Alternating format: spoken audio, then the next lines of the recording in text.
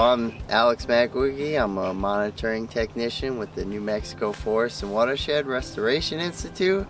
And we're out here in Belen in this beautiful bosque, doing some monitoring work. We're on a revisit trip from a project that was set up in 2011. So we're measuring a few different ecological parameters.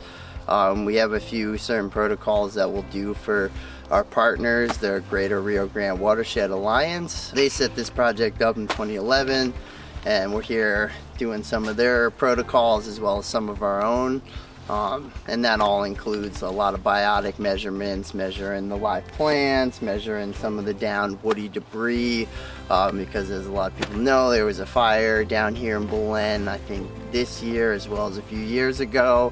And so we're trying to capture kind of a good idea of what the fuels look like and the potential for a fire down here.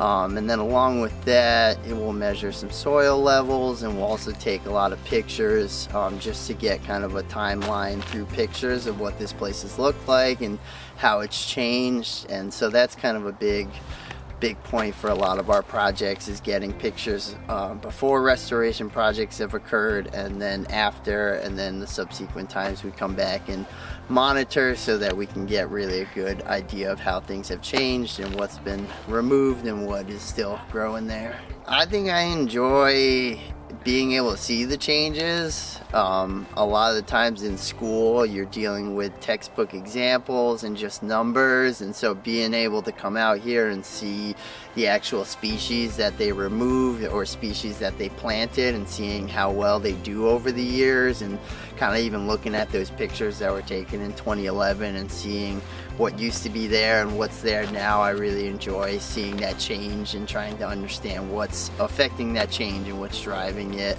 That's where I get a lot of my kicks from.